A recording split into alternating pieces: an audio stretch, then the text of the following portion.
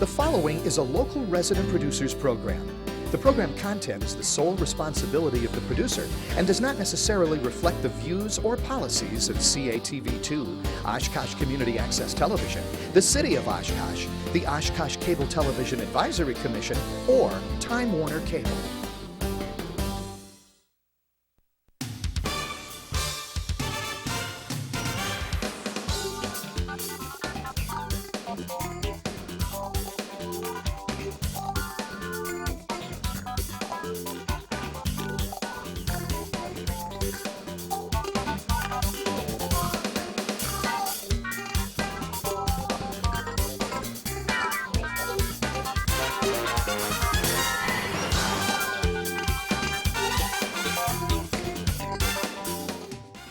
Hi everyone, welcome to another edition of Eye on Oshkosh. I'm Cheryl Hintz along with my co-host Tony Palmieri. On this edition we're very pleased to be joined by Gordon Hintz. Gordon is making his second run as the Democratic candidate for the 54th Assembly District. He ran 2 years ago against then incumbent Greg Underheim, still incumbent Greg Underheim. He won 40.2% of the district, or of the city rather, and Underheim won with 46.9%. Tony ran in that race also, and as did Dan Carpenter. But he's making another stab at it. Right now, he is the only Democratic candidate who has announced his bid for office. There are two Republicans who have announced, Julie Pung-Leschke, who used to serve on the Winnebago County Board, and Larry Didlow. Now, we have not been able to get in contact yet with Mr. Didlow, but Julie Pung-Leschke has been invited, and she wasn't prepared to come on right now, but she said she will a little bit later on. And what we hope to do is have some time to spend with each candidate individually, and then following the primary election, have the remaining candidates on all at the same time to sort of spar with each other a little bit, but in a nice sort of way. So anyway, with that being said, Gordon, thank you very much for being here, and congratulations on deciding to do this again. Great, thanks for having me. I know it takes a lot of your time. Why don't you give folks kind of a brief bio of who Gordon Hintz is and what you've been doing the last couple of years? Sure. Well, I'm a native of Oshkosh, born and raised here. Graduated from High School, went on to college up in Minnesota, and have spent the last 10 years working at the federal level, state level, and local level, where I worked for Senator Cole out in Washington, D.C., came back to Madison to get my master's, worked in state government during my 2 years in Madison, and then went to work in city government out in California, and returned to Wisconsin to work in local government, doing some consulting. And in this past year, I've had the opportunity to teach in the political science department at the university, just teaching American government and politics. So I've been splitting my time between consulting and teaching at the university, which was a great experience for me, and just trying to stay active in the community. Made it pretty clear early on that I was going to be running again, and so really just trying to figure out the best way to help lead and represent Oshkosh in the state legislature. Sure. Well, as I think most people know, Greg Underheim has said he's not going to seek re-election again. So whoever wins, there will be a new face sitting in Madison representing the 54th. The fact that he's not running again, and you don't have to run against an incumbent, does that do anything to inspire more confidence in you, or do you still think it's going to be an interesting race? I mean, I'm sure it's going to be an interesting race and a pretty close race. I don't think the 54th is overly partisan one way or another. And I really think that I was planning on running against Representative Underheim if he was still in office. He's not. It's an open seat. But I think it does help us in that I think my candidacy represents the real change from what's going on in Madison.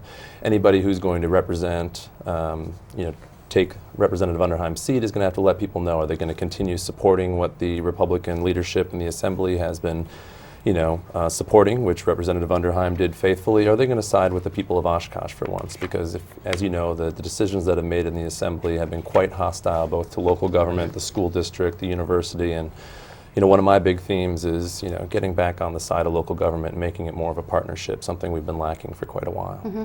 Well, I just want to touch on something that you said there for a second. Jim Fitzhenry of the Oshkosh Northwestern said on his blog that in the long run, he didn't think that it was likely that we would really notice a difference between you and Mr. Underheim. He felt maybe on a few issues there would be some differences, but in the larger scale, the larger picture, he didn't really think that there would be that much of a difference or a noticeable change. How would you respond to that, and how do you plan to distinguish yourself from Mr. Underheim, even though you're a Democrat and he's a Republican? Sure. Well, yeah, I beg to differ with Mr. Fitzhenry, obviously. You know, to a lot of people in today's Republican legislature, maybe Representative Underheim is viewed as more of a moderate, given some of the voices down there and his willingness to split on the gay marriage issue and on stem cells and on a few other things.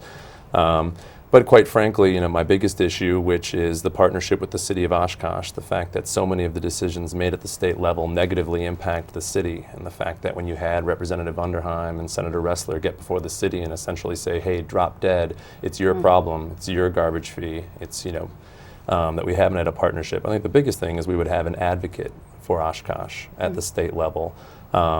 Number of issues. As chair of the healthcare committee, he was unwilling to have a hearing on emergency contraception for rape victims, something that I feel very strongly about and where I've been getting a lot of support from people in the community on.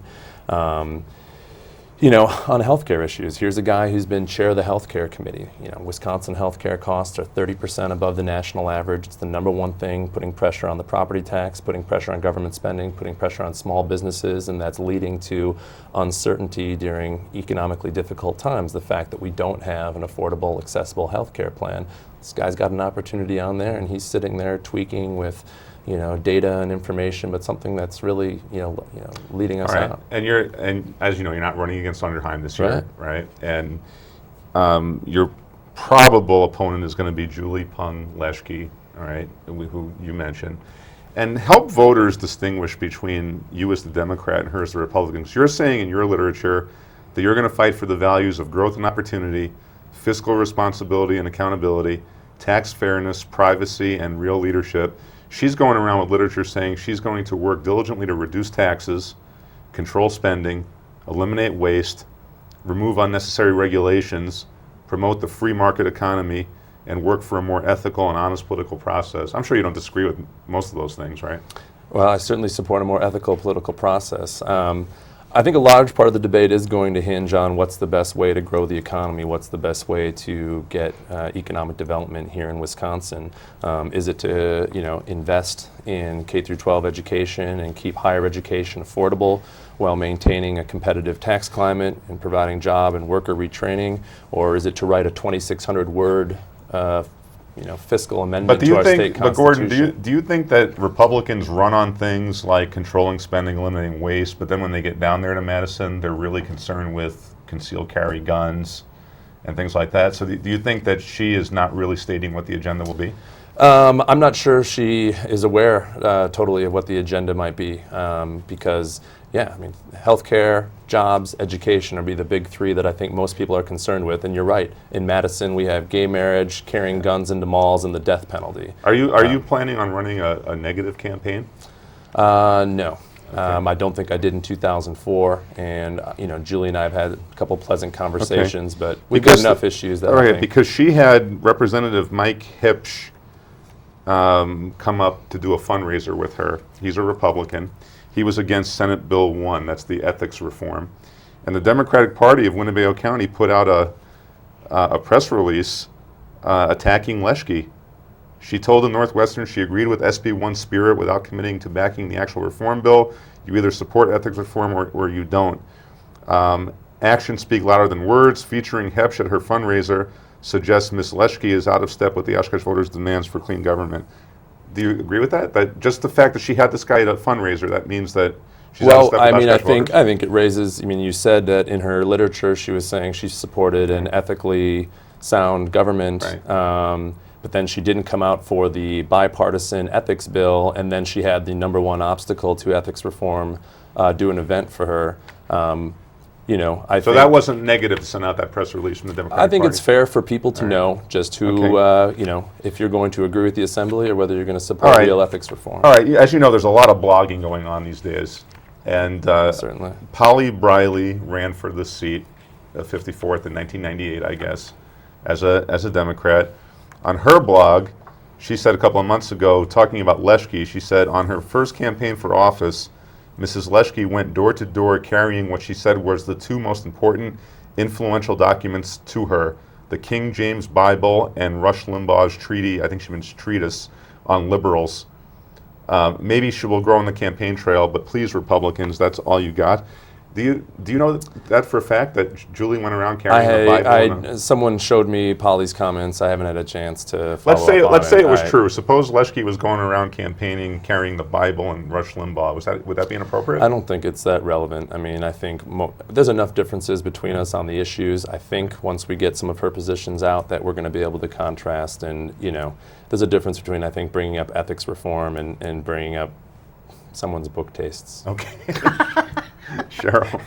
Well, a couple months ago, you had issued a press release talking about how the Assembly needs to take some action to fix a broken campaign finance reform system. What would you recommend to do that? Right. Well, I mean, I thought that Senator Ellis, Republican from Neenah, who's probably been the biggest advocate for campaign reform, that was a good first step. And the fact that it passed in the state Senate 28-5 shows that it had bipartisan support. Now, this was by no means comprehensive reform. This was just going to combine the elections and the ethics board into something that would be more powerful, being able to enforce existing campaign laws. But, we're going to continue to have this cloud of distrust in our current system. You hear a lot of it going on both sides and both parties, as long as much money is involved in campaigns today as is. Some states like Maine and Arizona have moved towards public financing of campaigns. I'm certainly open to looking at some of those considerations, because quite frankly, I don't want, as a legislature or my legislators, spending time all day raising money when they could be talking to people and when they could be researching actual solutions. In 2004, you spent $38,000 on your race. Greg Underheim spent $30,000. I spent about $5,000. Dan Carpenter was less than $1,000. How much do you think you're going to spend this year? It's going to take, I'm not going to lie to you that I'm running for an open seat in a politically charged atmosphere. We haven't made a budget. I just know that I'm going to have enough to do what I feel I need to do to get my message out. So this could be, you and Leschke could be spending $100,000 each? Could it go that high? I know. If Mike Hipsch has been to town to do a fundraiser at Ben Ganther's, I'm assuming there's going to be a lot of money coming in on the other side. Mm-hmm. All I know is I'm going to do my best to make sure we're able to compete. You know Jim Doyle. Yeah. He endorsed you in 2004. I assume he will this year also. Maybe he already has. Is the governor already endorsed? Not yet. Okay. He has refused calls to call a special session on ethics and campaign finance reform. Do you think the governor should call a special session? I would support a special session. I think he'd do himself a favor. I've said, look, I've got my share of disagreements with the governor's office, including some of the local issues that we're facing here, that I've said, look, this may benefit you statewide. It doesn't benefit my district, and I disagree with you on this. A bureaucrat was found guilty recently of bid rigging in Madison, Georgia Thompson, and part of it is because it was Edelman Travel Agency, right? They gave campaign money and they got the bid and so on. The governor also has said he won't give back the Edelman money, about $20,000 worth of campaign finance money. As a candidate for the legislature, do you think the governor should give that money back? That's going to be up to Governor Doyle. Quite frankly, again, anytime you have this much money in a campaign system, the interesting thing about the Edelman contract, they bid on 4 contracts, and I think they only got one of them. The governor's office received more contributions from some people that didn't get any of the contracts.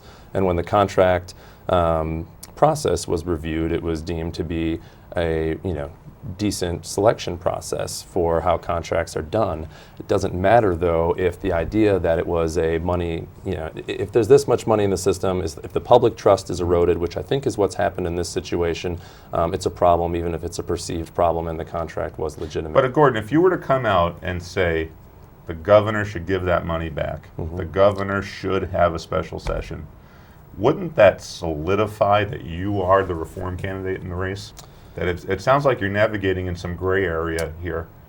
Isn't it going to make it more difficult for you to say that you, compared to, say, let's assume Leschke is the nominee, that you really are the reformer?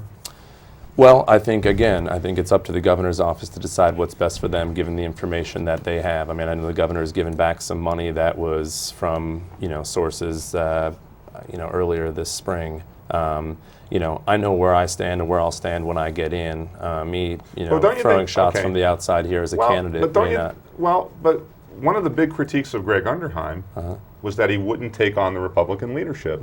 If you were to take on Jim Doyle, wouldn't that then solidify your reputation as someone who's not going to, if you get in, you're not going to just do what Doyle or the Democratic leadership wants. You're your own person. Sure. I mean, if I was in office, would I support Spencer Black's call for the special session that he did the other day? I would. Why not support it as a candidate? Well, I guess I do support it as a candidate. Okay. I'm sorry. I could have made that a lot easier. I mean. Okay. Sure. One of the biggest drains, whether it's statewide, locally, what have you, is salaries and benefits. And everybody seems to feel like we need to get a handle on salaries and benefits for state employees as well as local employees. But when it comes to state employees, we run the risk. Excuse me. We run the risk if we get too tight of a handle on it of losing those folks to other states. If you're elected, how would you approach that? Paying them a decent wage, something that's competitive, benefits that are competitive, and yet not paying through the nose for these things. Right. Well, I think mostly, to me, it comes down to the benefits side. I mean, a lot of times we've seen that our state employees and local government employees, oftentimes in the 90s, bypassed raises in exchange for health care benefits, which a lot of people fail to understand. But I think until we get our arms around our health care costs, 30% above the national average, we're going to continue to face pressure on local government. And I would suggest that it's not just the public employees, but a lot of the cost sharing that goes on for their siblings, their family members that are also on there as well. But I'm not going to tell people that are working in the trenches as prison guards, or telling people that are working hard as state employees that they don't deserve decent pay and decent benefits. As someone who's been a public employee, I respect the job that they've done. So to me, it's about getting healthcare costs under control and making sure that we bargain in good faith. But amending the Constitution as some sort of arbitrary way of locking things down is not the way to do it. Do you support any additional pension benefits for state employees? I haven't considered that at this time. Okay. You mentioned health care in there. What do you support in 2006 for health care reform? Sure. In 2004, I largely supported the Wisconsin health care plan, which I believe is now called the Wisconsin Health Care Partnership Plan, which was the plan backed by the AFL-CIO, right. Had some small business support, and which is based on our workers' compensation system, which creates one big state insurance pool, keeps premiums down to about $340 a month, and covers about 98% of state employees. It is a plan that I would be more than happy to support again. But look, we've got large majorities in the Republican legislature. There is bipartisan support for that bill. There's bipartisan support for the Wisconsin health care plan. But, we know what's possible at the state level. The national government's not going to act. Massachusetts recently acted with a plan that does cover everybody. I think we can do better than that plan, but to me, it is going to be about coming together on, here's our goal, to cover everybody and to lower costs. And there's multiple plans to do that. So but the AFL-CIO plan does not cover everybody. Covers 98.4%. But you have to be employed to be covered by that. Correct. But similar to what we have for Medicaid or Badger Care now, would be able to there'd be enough savings there to come up with money to cover those people. What about the idea of expanding Badger Care to everybody? I mean, since we cover Walmart employees with it, right? Right. Why not?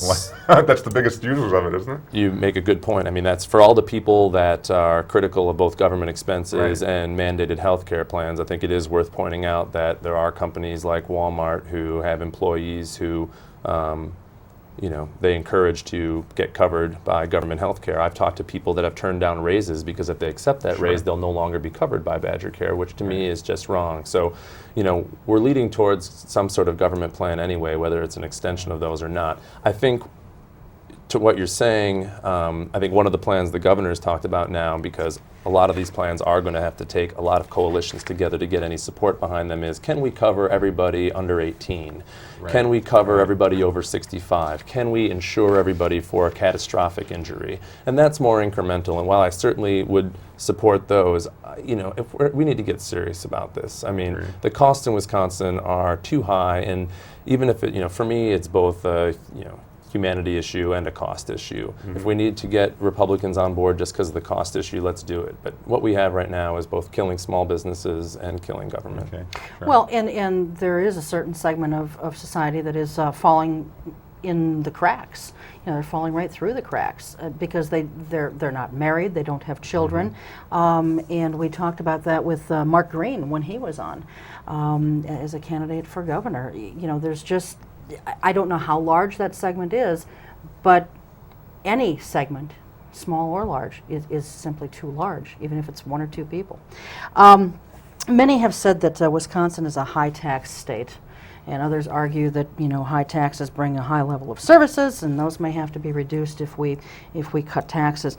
Do you think that we in the state of Wisconsin have too many tax-funded services? I wouldn't say we have too many tax-funded services, but again, we're going to have to look for ways to recarve the pie in terms of investment. And if we're spending 30% above the national average on healthcare, to me, that's we're wasting dollars. If we're spending more on prisons and on suppression than we are on the university system, that's money that's not going towards investment, not going towards things that are going to generate more dollars down the road. So look, we are faced with real challenges in this state with an aging population and an expanding Medicaid budget. That's going to take up a bigger piece of the pie. And to be honest with you, with fuel costs and energy costs going up, I don't think it's just fair that the government would raise taxes. I think we need to be very careful about living within the current pie and looking for ways to reinvest existing dollars. Well, with that, we're seeing more and more fees for things instead of taxes, and especially here in Oshkosh, as you well know, a garbage fee is about to grace our mailboxes later this year. How do you feel about the expansion of fees, and are there adjustments that could or should be made with respect to fees? Well, I mean, certainly at the local level, there's, if anybody's looking for a narrative at what's happened between the state and city of Oshkosh, it's pretty clear.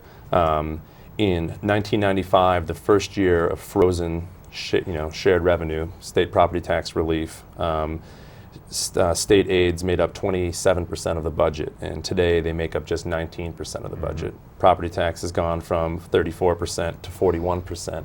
That tells you, as the state has reduced its commitment that it made to cities, property taxpayers have made up that amount. Fees, the same thing has gone up.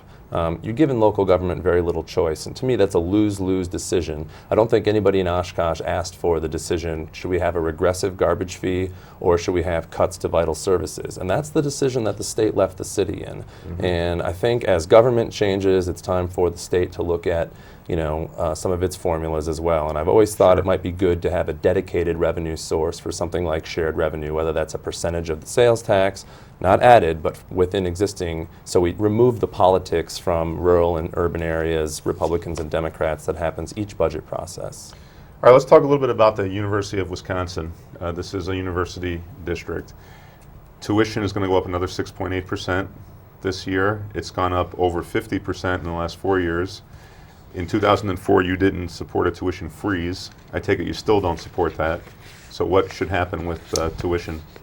I mean, we're one of the keys to me to economic development, obviously, is if you look at what's happened in Ireland, and they've been able to rebound and be able to compete nicely, is affordable and accessible higher education, education that's flexible to meet job demand and competitive tax climate. We're not living up to our end of the bargain, obviously, on the Wisconsin idea and our goals to educate people. You've been there for years, and so you've talked to students. I had the unique experience this year to talk to people, first-generation college students working 2 jobs to be able to make up for that 50% increase. State spends money on 5 things. Medicaid, well, we know that budget is probably going to go up.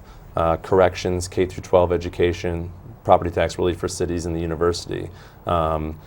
It's not probably a one budget solution. If you look at the biggest difference in the budget between today and 15 years ago, it's the corrections university. And I think that's what we need to get back to, whether we're looking at alternative sentencing or restorative justice or ways to lower rates of recidivism. We need to get at the fact that we are spending all this money. 32% of our corrections population is going to be there in 2050, just to give you an idea of what we're saddled with in terms of costs. And so, it's about recarving up the pie, it's about investing, but we need to recognize, and it's one of our major problems in this state, is the university, for whatever reason, has fallen out of favor in Madison, and it is probably the key. Especially in this area. We have the third largest university in the state, and we are trying to pull people in. We are trying to get new businesses. We are trying to get a high-skilled population, and the university is a key player in that. So it will be a priority when I'm in office, but I agree with you that... But I think many of the students are saying, and I hear students in student government saying this, that any candidate who won't entertain the possibility of the freeze is probably saying it's going to be business as usual when they get down there. That you'll keep voting for the policies that increase the tuition, then give us the speech about how terrible it is, but ultimately the tuition keeps going up. What can you say to assure that population that you're really going to work to lower those costs?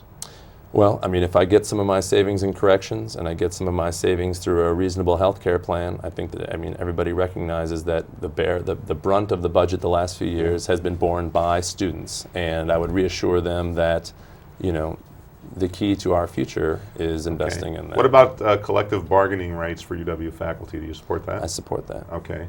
Do you think the Republican legislature has been abusive toward the university? Absolutely. Can you give some examples of that? Well, even with it seems that it was whatever case came up, even the Barrows case, which I think he's actually off the hook now, but that was dragged through the mud, dragged through the headlines, and used as a reason to cut an additional million here, million there. To me, it's incredibly petty, and I think a lot of it is just the resentment maybe to the major flagship UW campus and this idea that it's some hotbed of liberalism, but no one can say that they're honestly for economic development in this state and continue to cut away at what the university provides. You knew 2 years ago when you said that people were getting more or less and paying more for it, and my firsthand experience with students this year just showed me exactly what we've done, and it's unfortunate. All right, Cheryl. We keep hearing, Gordon, about a taxpayer bill of rights. A few years ago it was Tabor. Now it's at this juncture it's kind of a tweaked version of that called the Taxpayer Protection Act. How do you feel about that? Even though I know it's still sort of being tweaked even as we speak, and it probably will be for a while, but what are your initial thoughts on what they're trying to accomplish? I'm absolutely opposed to it on a couple different reasons. Obviously, one, I don't believe in amending the Constitution to take decision-making away from elected officials on key decisions. And two, I listen to our local leaders. No one can represent the city of Oshkosh, the university, the school district, the county, all the human services agencies locally all came out against this. And to have a representative, anybody who's going to be in the assembly, better, I think, be listening to the direct service providers of this community. And so that's what I did. If we're serious about economic development, you had them, Wisconsin Hospitals Association, the Madison Chamber of Commerce, plenty of people who support economic development that recognize that this was the wrong way to limit spending and the wrong way to go about growing our economy. But what if your constituents want it? I think what has frustrated a lot of more so Democrats is that it seems like the population at large wants something like a taxpayer bill of rights. Well, we see that when most people are asked, do you want lower taxes? They say yes. Do you want increased services or lower class sizes? They also say yes. Is it an education issue? I think it is to some extent. Look, if we were to pass Tabor and the first budget comes through and we said, well, sorry, we only could spend this much and we had to make these decisions, and, I think people would see, well, that's not what we elected our officials to do. There's been enough said about it, enough editorials about it that, if you're not willing to make the tough decisions in office, then, I empathize with people that are, concerned about the tax rate. And, again, that's why I cite healthcare and some other areas of spending that we need to become, transform our government to represent the services we provide in the 21st century. And we're already seeing the effects of some caps and freezes on You bet. spending. I mean, that's one of the reasons that we've got a garbage fee coming. That's one of the reasons that boating fees have gone up. That's one of the reasons that garbage fees for special pickups had gone into effect a year or two ago. And I think that the effects of a Tabor type thing will probably become even worse. Along with it, of course, though, is the caps on state spending, and that narrowly passed the Assembly in late April. I think the vote was 50 to 48, if I'm not mistaken. There was a lot of discussion about that because earlier versions hadn't passed, and then all of a sudden in the middle of the night, the wee morning hours, they went into a closed type session and came out with something that they had very hastily thrown together. How do you feel about A, the hastiness of which it was thrown together, and B, the final result, even though it did not touch local spending? I mean, have we ever had a more do-nothing legislature over the last year? I mean, first of all, the agenda of, gay marriage, guns in malls, the death penalty. I mean, it is an agenda void of any ideas. And then, for Greg Underheim to say that he opposes the ban on civil unions because it, violates, you don't amend the Constitution, and then to vote at 4:30 in the morning after a 2-hour debate to amend the Constitution seemed somewhat hypocritical to me. It's symptomatic of what's been going on in Madison. I'm not surprised that there's 4:30 a.m. votes, and it just reflects that we really do need a lot of new voices down in Madison. All right, we talked about the university. What about K through 12? The Republicans are going to try and make the argument that you're going to be WEAC's guy down there, that the teachers union is really excited about Gordon Hintz, and for some reason people don't like the teachers union. Well, what's going to be your response to that? Well, I can tell you what I don't support. I don't support the original Republican budget, which would have cut $400 million from our public schools, which would have been millions for our local public schools here. I don't support a constitutional amendment. If those are reasons for the teachers union to support me, because I actually believe that investing in K through 12 education, because I believe in early kindergarten, because I believe that we should, pay decent wages to our teachers, and they want to support me. What about revenue caps and the QEO, the big money ticket items? You bet. I believe in collective bargaining for employees, so I certainly support the QEO. On revenue caps, you support the QEO? I'm sorry. I'm against the QEO. You want to repeal the QEO? Thank you. I want to repeal the QEO. I support collective bargaining rights for teachers. Well, what would you say to people? See, some people believe that if you get rid of that QEO, that local property taxes will skyrocket. What do you say to that? I mean, and when you get into the revenue caps issue, I think is where it gets a little more difficult. To be honest with you, we've got. And I think Oshkosh is probably, under some severe pressure where I wouldn't be surprised that down the road we hear that we're going to have a referendum similar to what's going on in Winneconne. Sure. Quite frankly, I think we've got a, outdated revenue system, funding mechanism for education, and I would suggest that we look at that. And I know the governor did have a commission that looked at that a couple of years ago that, looked at trying to decrease pressure for the property tax. What about the idea, and Mike Ellis has thrown out something like this, of creating a special sales tax to fund K through 12? Would you be opposed to that? I think, thankfully in Wisconsin, we've got the three-legged stool of, income, property, and sales tax. States that don't have those do have real problems. I think what we see in Wisconsin is, in Minnesota, they have a higher sales, higher corporate income tax, much lower property taxes. I think that's part of the problem is the property tax is a very unpopular tax. You pay it once a year. It's a lot of money, and in Wisconsin, we're keep dumping things on the property tax. I'm not suggesting that one tax would be better than the other, but I think when looking at funding for education, we do need to look at revenue sources. Okay. Sure. We've got laws in the state of Wisconsin that speak directly to open meetings, and yet one of the very bodies that's making the laws, the state legislature, holds closed political caucuses, and they're exempt from those laws. Would you support legislation that forces them to do all their business in public? It's one of those difficult issues. I know we talked about it a bit in 2004. Especially when you have in the two-party system, when you have both parties talking about how they're going to approach a floor debate. I do think there's probably a lot of undue discussion and going on in those things that is about what this decision is going to mean for us with regards to support groups. I don't know how you could necessarily get things done in the legislature if you didn't have some discussion about strategy, and I think that's a lot of what goes on in caucuses. Well, But shouldn't they? I'm sorry, Tony. Go ahead. But shouldn't they have to follow the same basic principles that a local? Although I don't know that So I was just gonna Oshkosh is a say. very good example. No, it's not. but- But shouldn't the state legislature have to follow the same basic principles and the laws that are put in place for municipalities as well? I still think it's different. You have 99 members of the state assembly. If 39 Democrats, which is what it is right now, want to get together to figure out the best way to get an ethics reform bill in,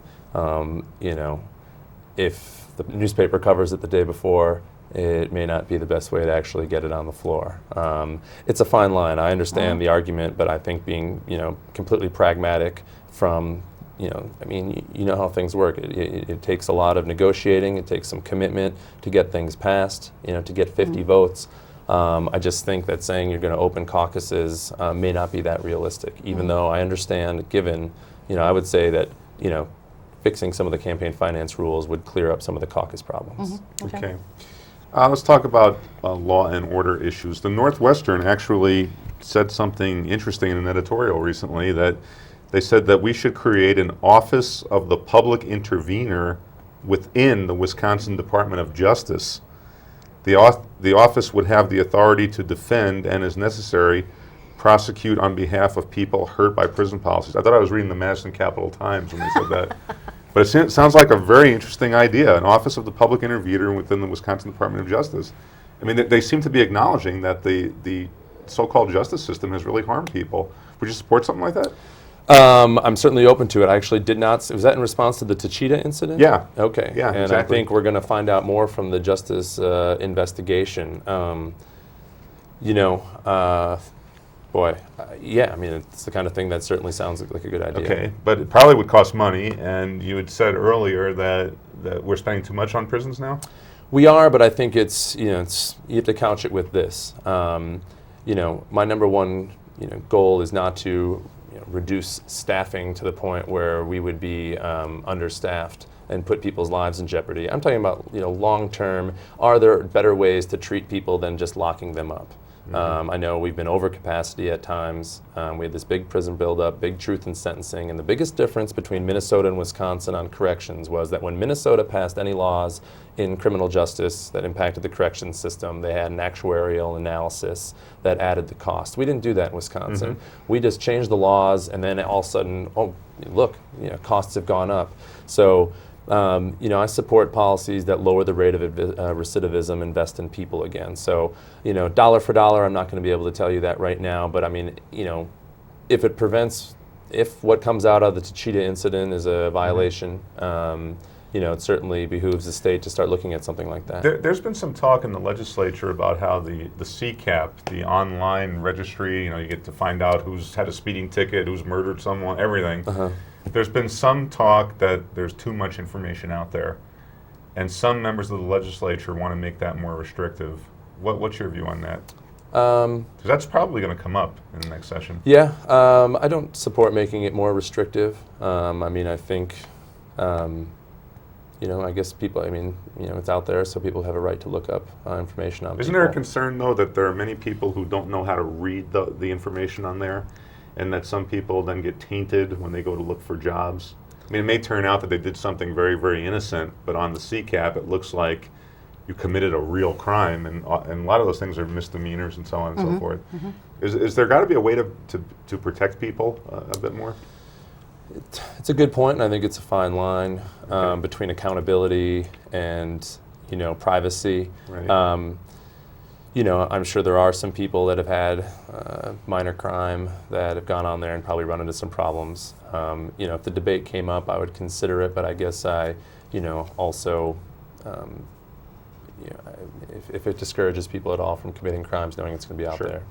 Well, maybe there's a way also along those same lines, though, Gordon, to, I don't know, maybe tweak the system a little bit so that things, I guess maybe to change the way in which they're being reported. A classic example that I can think of, because it happened to someone who I know personally, because of a difference of opinion, he was let go from his position. He never posed a threat to that company at all. But they wanted to basically keep him away from the property altogether. So they filed for a restraining order. And, they made all these wild claims in the complaint that they filed with the courthouse. Now, the judge did not grant that restraining order. He left it open for a period of 6 months just to see if anything would develop, and of course nothing did. And yet, every time the man went to look for work, of course they did a CCAP check, and it came back to haunt him, even though it clearly said on there, dismissed, dismissed, closed, closed. And that's the kind of thing that can hurt someone because it clearly hurt him for some time.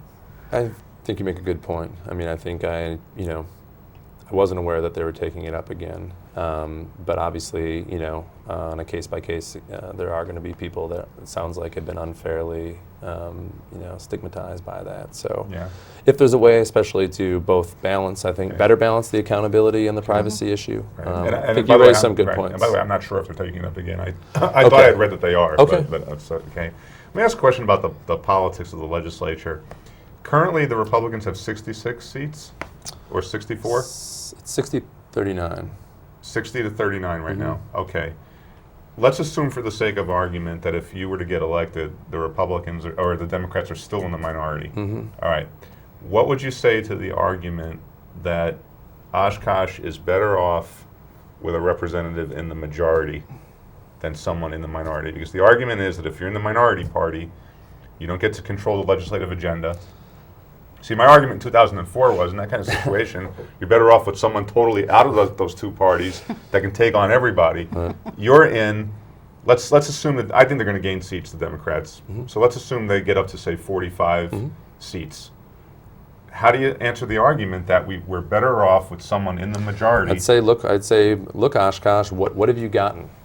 For all these people that are supporting Tabor, I think Republicans have controlled the assembly for 8 or 12 years or something. And what where's the lower taxes then? All I saw was a $3.2 billion deficit. How's that garbage fee? Thank your local Republican legislator. I mean, if that's what we're getting from the majority, I think we can do quite a bit better. So again, first thing I would do, I'd get together with all the new members, Republicans and Democrats, try to change the tone, and I'd get together with other people that are representing cities like Oshkosh and say, look, my community's been hurt, your community's been hurt, let's form some sort of coalition. But why would the Republicans, you've prided yourself on wanting to work across party lines, right? But yet, you've been very critical of the Republicans on them bringing up concealed carry, conscience clause, gay marriage. You're almost saying those are not real issues. Why would the Republicans work with you? Won't they just say Gordon Hintz is out there dissing us? Well, because I think at some point an agenda of gay marriage, guns and malls, conscience clause is going to wear thin. People are going to say, where's the real health care reform? Where's the real economic development package? And I do believe somewhere in there's probably some reasonable Republicans that want to get at this. I know, and even on the healthcare reforms that I was talking about before, again, there's at least 1 or 2 Republicans that have signed on to those that have recognized it. Those are a handful of issues that I obviously don't support for a variety of reasons, and I think some Republicans are even embarrassed by their own agenda.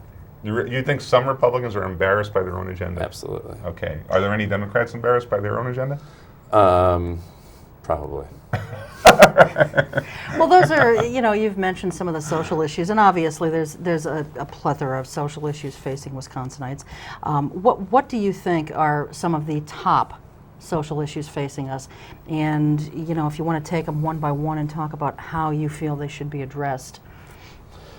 Social issues? I mean, to me, one of the biggest things, and if we're supposed to look long-term on investing again, I would say that, to me, childcare and investment is a big issue. Someone I was talking to one of the prison wardens and said, if I had my druthers and unlimited money, I would throw dollars at childcare in Milwaukee. Because people who commit crimes in the future are likely exposed to violence and abuse at a young age. And a lot of what happens in terms of the cycle of poverty and the cycle of recidivism happens because we do not have adequate child care in certain areas. And if we were going to look at a long-term solution, adequate child care for people, especially in some of our urban populations, would be one of the big issues that I would take up from a social standpoint. If you want to get at some of the more traditional social issues, I mean, to me, healthcare and childcare are big issues. If you want to talk about their social issues, I'm more than happy to talk about abortion and abortion rights. But if we're serious about limiting the number of abortions, we're going to have real public health policies that include contraception, which 95% of all women use, to lower and sexual education that explains to people exactly what the risks are. Mm-hmm. But you are pro-choice on I'm abortion. absolutely pro-choice. Okay. One of the well, I want to see if this is a difference between you and Greg Underheim. Greg, I think, frustrated a lot of people in that he would never take positions on local issues. Mm-hmm. He didn't see it as his responsibility. Is that a fair assessment? I think so.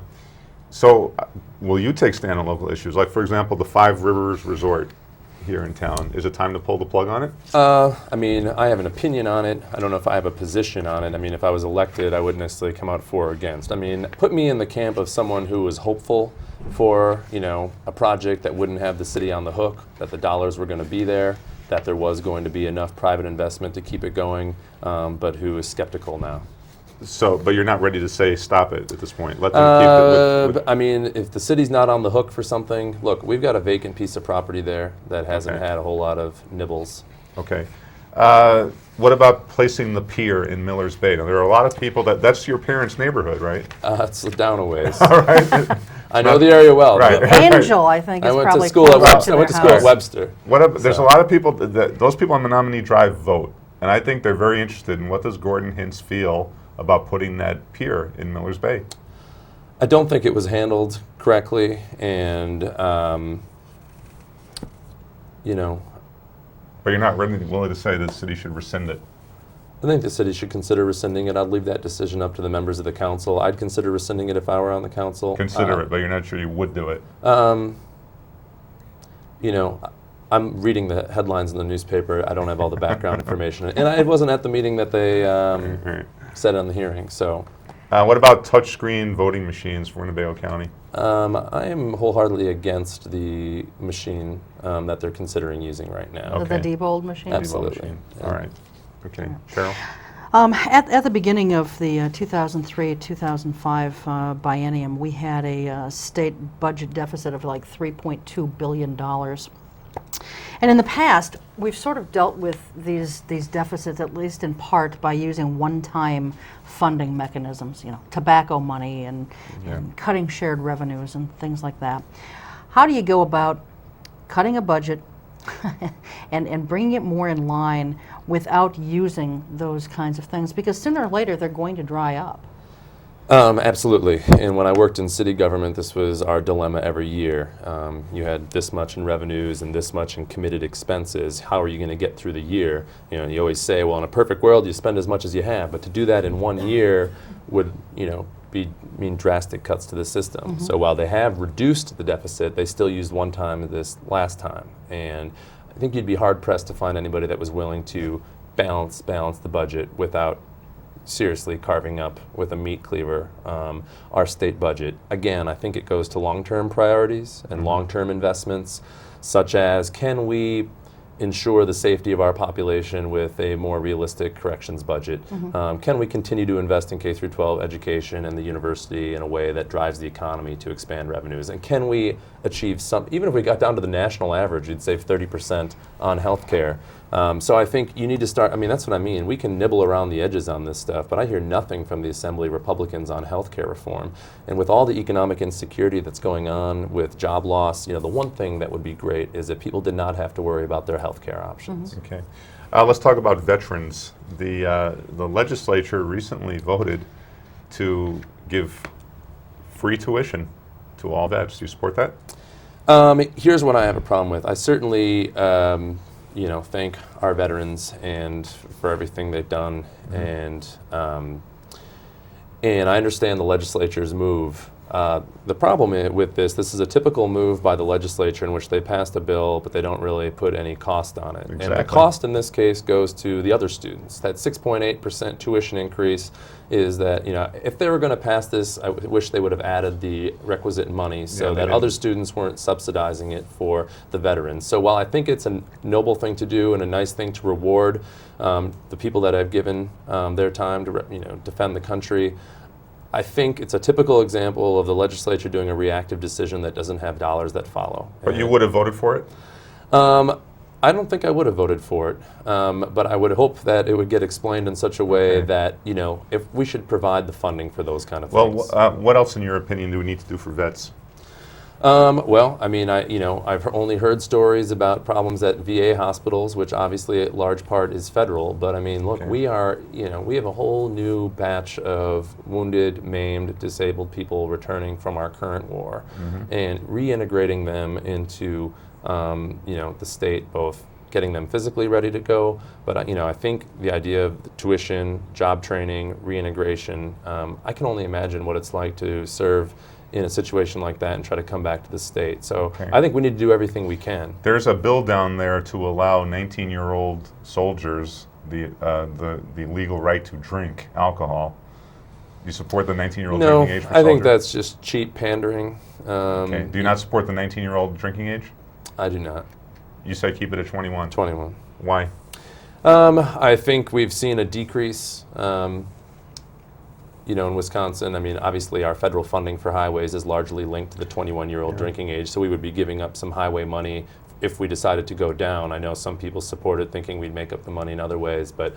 Well, here's an argument I know you've heard a lot, but my students are saying it more and more now each year. We are old enough to go to war, I mean, those who volunteered to go, but we're not old enough to drink. How do you explain that to young people? I hear it. I've heard the same thing from the same students, because we did discuss federalism and the drinking age, and highway money is an ultimate one of those carrot and stick arguments that the federal government uses. To be honest with you, in 2006, I haven't thought about lowering the drinking age, but I can tell you that the DWI's reduction by raising the drinking age to 21. Some of the other things. I mean, you're right. We ask people to serve our country, to die for us at age 18, and they can't drink. And, I recognize the hypocrisy with what you're granted as an adult. But I think we probably want to be cautious. Stay at 21. I think so. Cheryl? We've touched a little just in the last question or two on federal highway monies. Road construction. Let's talk about that for a minute. Do you support, and there has been some talk about this, I don't know how seriously, but would Gordon Hintz support a toll system, at least in portions of the state? No. I mean, I've always resented Illinois when I go through. It's regressive. It impacts people differently, and I think we, Here's why I share your view, I guess, to a point.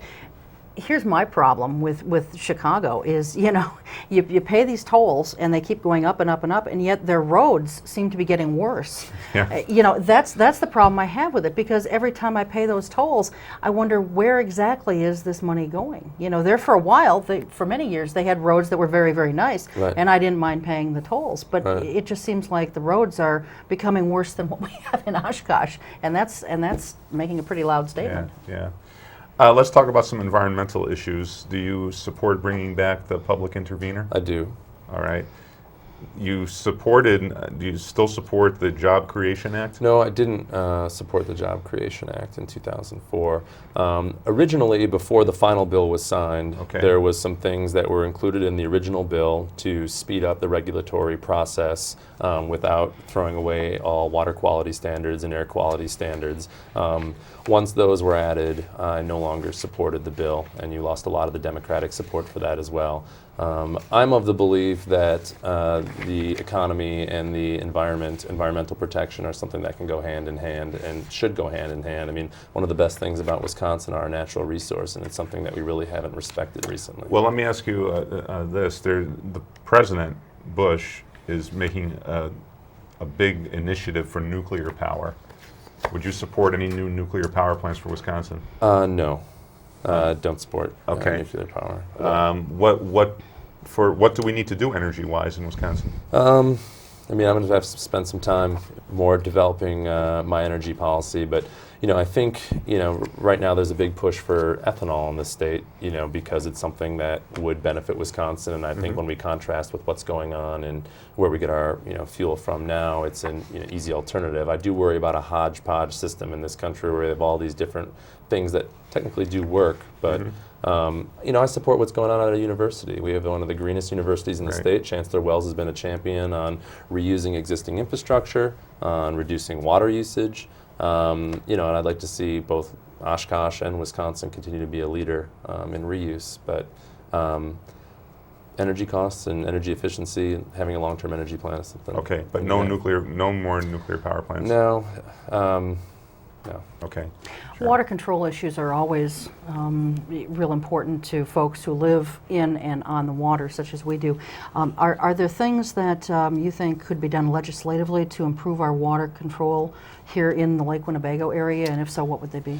Well, I think you're seeing some discussion about it right now. Unfortunately, the lobby on the other side is pretty strong, but the wastewater runoff, we've got these huge industrial farms going on right now, and of course where they contain their waste, we're finding that that's seeping into our waters, and even some of the nutrients that are used in agriculture are also finding their ways into our lakes and rivers, causing adverse effects. So, I certainly support our farmers and want to see them be productive, but I think protecting the environment and water quality, the day that people are limited on how much fish they can take in Oshkosh and eat is a sad day and a bad day, and unfortunately we've gotten to that point. Okay. What would you tell people is the major reason why they should support you this year?